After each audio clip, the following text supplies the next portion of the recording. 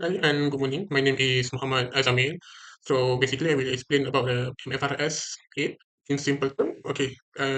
First, in my first slide. So what is MFRS 8? So MFRS 8 is the Malaysian accounting standard that requires large companies to report on the financial performance of their different business part, which we call segments.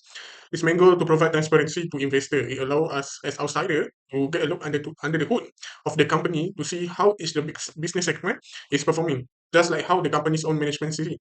So its core principle is called the management approach. So this is most the important concept. So it means that the segment report to the public are the same ones that are constantly monitored by the company's chief operating decision maker, which is CEO, to make the business decision. So the standard is mandatory for all companies listed in the Bursa company, I mean listed on the Bursa Malaysia. And it requires them to disclose key figures for each segment, like its revenue, profit or loss, and the assets. As required in the slide 2, you can see Berjaya Corporation provides all this information in Note 5 of the financial statement in the annual report. First off, they confirm the use of the management approach. The report states that the segment are based on the internal report reviewed by the Joint Chief Executive Officers. Next, we can see the various business segments as a conglomerate. They have division like retail, property, hospitality, and gaming, all listed here. So basically, for the investing part, for the number, the report shows the financial performance of each segment. For example, of the 2024 financial year, the gaming segment is a huge contributor with a revenue of 7.62 billion and a profit before tax of RM 362.1 million. In comparison, their hospitality generated revenue of 874.8 million with a profit of RM 154.7 million. Then the retail business brought in RM 1.61 billion in revenue with a profit of 127.2 million. If we look at the asset, the hospitality segment holds group assets worth of RM 6.86 billion. Finally, the report also includes a reconciliation where they ensure all these individual segment numbers match up with the company's overall financial statement. This is another key requirement of MFRS 8. So, in conclusion, MFRS 8 is very useful standard. It turns a company's internal view into a transparent standard report, allowing us to better analyze a complex company like Pechai Corporation. Thank you. Okay, hi everyone. I will explain about the operation decision making based on of the two example of the company, which is Pechai Corporation and Petronas. So in this presentation, what is exactly of the chief operating decision making? So as the slide stated, the CODM, which is chief operating decision making, is a function within a company, a necessarily person job title. This function has two primary role, which is first to decide how to allocate the company resources like money, equipment, and staff to its various business division or segment. Second, to assess the performance of this segment to see which one are doing well and which one might maybe need a strategy changes. So the CODM can be single individual like a CEO or COO, or it can be a group such a board of director or a specific management committee. So for the example, we can see for the Berjaya Corporation Berhad example, based on its 2024 annual report, the CODM function at Berjaya is fulfilled by the Joint Chief Executive Officer. This means two key individuals are responsible for the overseeing the performance of the entire company. So this joint CEO will look at the performance figure to make a strategic decision. For example, they analyze the result from the different segments such as the gaming section, which is the major revenue driver for the company, that he generating RM 7.62 billion in a revenue and a profit before tax, which is RM 362.1 million. They will compare this with the hospital segment, which brought in revenue for RM 874.8 million and a profit before tax of 154.7 million. By looking at this number, the CODM can decide where to allocate more capital, where to focus on the growth, or which areas need operational improvement. So, for the Petronas gas Berhad, which is they're showing a different structure of the CODM. In the 2024 audited financial statement, the CODM is identified as a management committee. So here, instead of the individual, a formal committee is responsible for the key operational decision. This management committee will review reports from its core business from every business unit. For instance, they will see that the gas processing segment generated huge revenue of 1.93 billion and a very strong of PBT, which is profit before tax of RM 781.2 million. They will assess utility segment, which had a slightly higher revenue of 2.06 billion, but a lower PBT, which is RM 291.5 billion.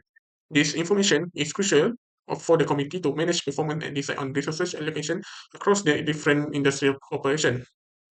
So for the conclusion, in the summary, while both companies must identify the CODM according to MFRS 8 to the form that CODM can differ individual at Berjaya and a community of Petronas gas. Ultimately, the CODM's role is central a company's strategy and disclosing the information to allow investors to see the company's performance through the eyes of its key decision makers. Thank you. Assalamualaikum. My name is Ratu Munira binti Abdul Jalil. I will explain about identify the two types of segmental report used in financial reporting. Provide a snippet from a listed company financial report in Malaysia. For each type of segmental report, in Malaysia, segmental report is governed by MFRS Act operating segment, which mandate disclosure based on how management internally evaluate business performance. Based on MFRS Act, they have two main type of operating segment. The first one is business segment. A component of entity that use its earned revenue and incurred expenses is regularly reviewed by CODM. CODM stands for the Chief Operating Decision Maker, and the third one has separate financial information. For business segment, it will report separately if revenue more than 10% of total, asset more than 10%, and profit or loss more than 10%. Meanwhile, for the geographical segment, revenue will be disclosed by country, domestic and foreign. For non-current asset will be disclosed by location. From the Berjaya Corporation Berhad, we identify business segment and geographical segment. For business segment, they have four main activity, which is retail, property, hospitality, and service. Meanwhile, for the geographical segment, Berjaya Corporation Berhad prepare based on the location of asset, but the revenue by sale location does not differ significantly from the revenue by asset location. Assalamualaikum and good day everyone. Today I will be presenting the key benefits segmental reporting of MFRS 8 with reference to major Malaysian companies, Berjaya Corporation Berhad and Petronas Gas Malaysia Berhad. Both companies operate in different industry. The first is in diverse consumer and services and the other energy and utilities, which makes this comparison even more insightful. We start with benefit number 1, performance comparison across business activities. The first key benefits of segmental reporting is that it allows financial statement users to evaluate and compare the performance across multiple business activities. Let's take the example of Berjaya Corporation Berhad, a diverse group with business segment in 4 services. Number 1, consumer marketing. For example, they have Berjaya Starbucks Coffee, Kenny Rogers Roasters, Berjaya Food, 7-Eleven, and also Jollibee Foods. Number 2, motor distributions. They have a company Berjaya Auto Group, formerly known as Bernas Auto Berhad, and Berjaya China Motors and Berhad. Number 3, they have property investment. For example, they have Berjaya Lane Berhad, Berjaya Times Square, Berjaya Hills, and Berjaya Waterfront and Berhad. And the last one is financial services. For example, they have Berjaya Sompo Insurance Berhad, Berjaya Capital Berhad, International Lottery, and Red Tone International Berhad. From the segmental report, we can see that the consumer marketing segment alone contributed 4.3 billion in their revenue, which is significantly higher compared to other segments. These detailed reportings will help investors identify the most profitable and stable segments, and also will help management allocate resources strategically. Okay, we move to the next is benefit number 2, understanding operational and economic drivers. The second benefit is that segmental reporting provides clear insight into operational and economic factors affecting each business unit. Looking at Petronas Gas Malaysia Berhad, the company reports separate segments for gas processing, gas transportation, and utilities. So we start to gas processing. Okay, for example, they have gas processing plants, GPPS in Kerting and Gebeng Terengganu. Gas transportation, they have covered in Peninsular Gas Utilisation, PGU, pipeline system, a nationwide pipeline network for over 2,600 kilometers, transporting gas from the East Coast Kertih to the West Coast Melaka, Negeri Sembilan, and also Selangor. And the last one is utilities. They also cover utilities facility in Kertih and Gebeng, industrial areas, BASF Petronas, chemical and Petronas Chemical Group. And also regasification. For example, they have regasification terminal Sungai Udang, Melaka, and regasification terminal Pengerang, Johor. So we can say that each segment respond differently to market condition. So we split to the 2 points, which is gas transportation is regulated, meaning it generates stable and predictable income. Meanwhile, the utility segment is more volatile. It is exposed to fuel price fluctuation and variable operating costs.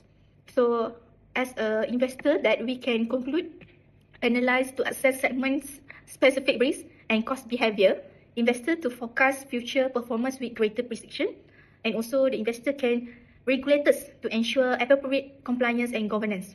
So as a conclusion of this both company, segmental reporting under MFRS 8 offers a greater transparency and accountability by showing how each business units perform and reacts to market forces. Whether for a multi-industry conglomerate like Berjaya or a sector focused on utility like Petronas Gas, segmental reporting equips financial users with the necessary tools to analyze, evaluate, and strategize more effectively. Thank you.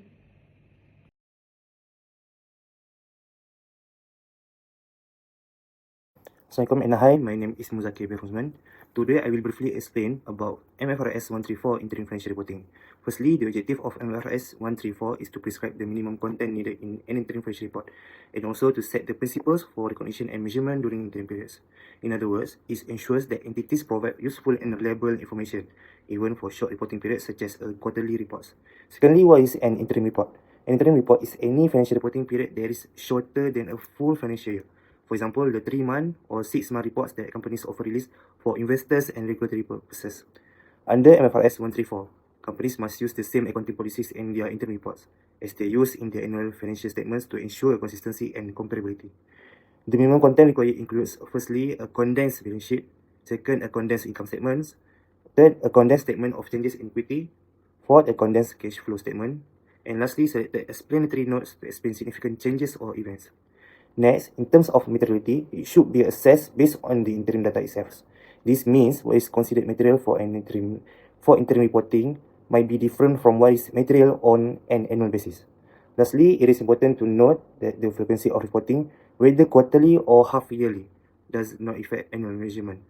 Each interim report is prepared as if it is a standalone period, with appropriate adjustment if necessary.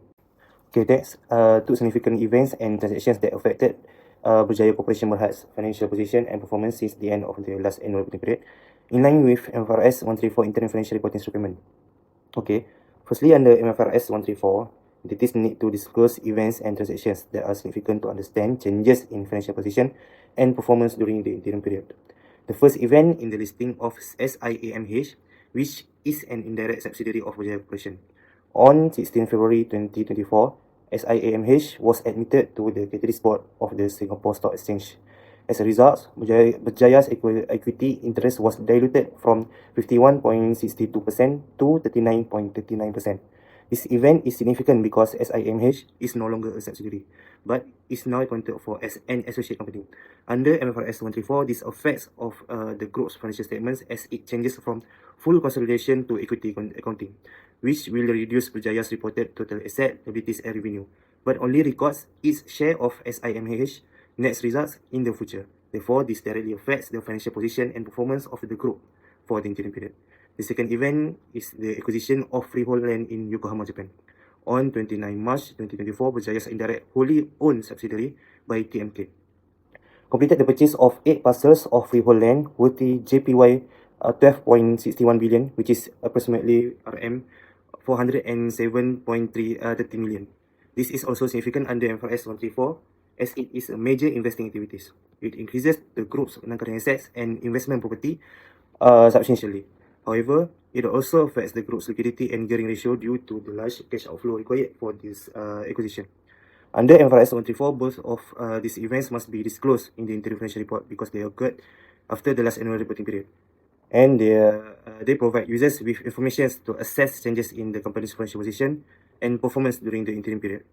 In conclusion, these two events, the listing and dilution of SIMH and the acquisition of land in Yokohama, are examples of disclosures required under MFRS 134 to ensure interim financial statements are relevant, reliable, and provide a complete picture to stakeholders. That's all from me. Thank you. Assalamualaikum warahmatullahi wabarakatuh. My name is Nuruzai Kadamia. I will continue about the current period and comparative period for report Berjaya annual report 2024. Before that, my friend explained about interim period. So the type of interim period for the Berjaya is the shorter than full financial year than a quarterly type. So, based on the report, current interim period for the Berjaya is the fourth quarter for the Berjaya Corporation is from April to June 2024.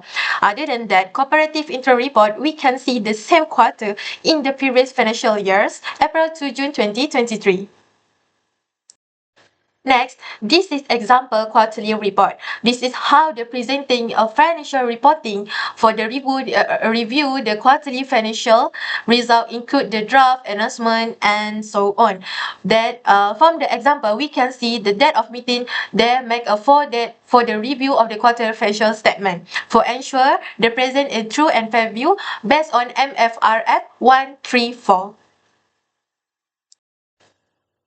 Lastly, this is dividend that the current and comparative how they're presenting about the interim. So we can see during the financial year ended 30 June 2024, the group declared the first interim dividend comprehensive SIC treasure and every 100 ordinary share financial ended 30 June. So this is how presenting.